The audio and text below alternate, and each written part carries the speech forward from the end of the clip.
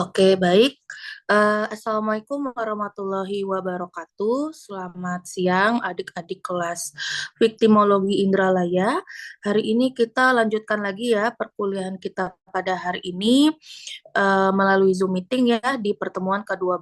Akan menjelaskan terlebih dahulu bahwa dalam setiap perkuliahannya kita harus mencapai sebuah tujuan ya, yang dimana tujuan ini atau capaian pembelajaran mata kuliah pada pertemuan hari ini adalah adik-adik di sini diharapkan mampu menjelaskan dan memahami bagaimana korban tindak pidana kekerasan seksual mendapatkan hak-haknya. Sebelum itu masuk ke dalam materi, Ibu Mona akan menyampaikan terlebih dahulu ada satu hal yang dimana adik-adik di sini perlu dipahami terlebih dahulu bahwa sebelum memulai perkuliahan, teman-teman diharapkan untuk bijak dalam edukasi tentang kekerasan seksual ya.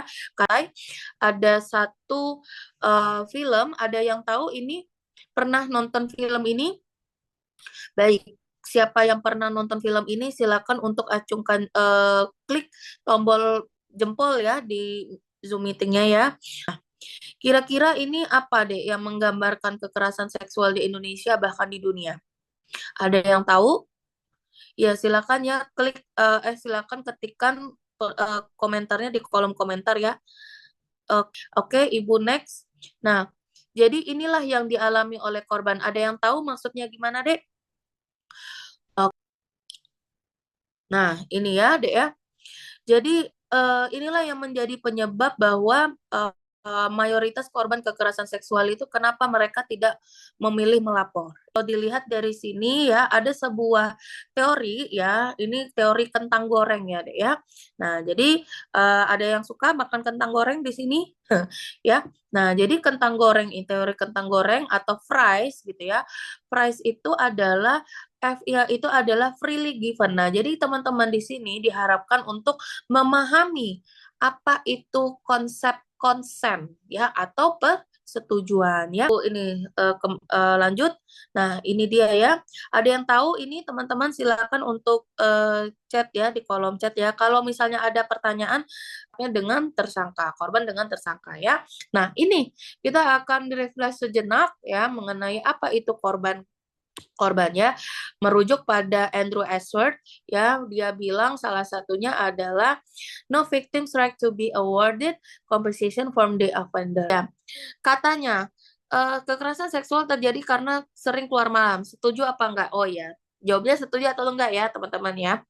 Oke, ada yang setuju, ada yang enggak. Oke, tapi kebanyakan enggak ya. Oke, bagus ya. Nah, jadi katanya kekerasan seksual terjadi karena sering keluar malam. Tapi faktanya kekerasan seksual itu justru terjadi pada siang hari. Tapi itu faktanya 35%. Tapi memang mostly kebanyakan kekerasan seksual itu terjadi di malam hari gitu ya. Oke, kita lanjut ya. Nah, jadi Ibu Mona di sini refleksi sedikit ya perkuliahan kita hari ini sangat seru ya bahwa korban tindak pidana kekerasan seksual itu berbeda ya dengan tindak pidana kekerasan seksual. Buat tugas via soft file aja kirim tugasnya. Tugasnya adalah tugasnya adalah silakan cari satu perkara tindak pidana perdagangan orang ya. Nah, nanti satu kasus ya berita terkait dengan tindak pidana perdagangan orang. Nanti saya akan menjelaskan lebih lanjut mengenai korban tindak pidana perdagangan orang. Baik, ada pertanyaan lagi sebelum saya tutup?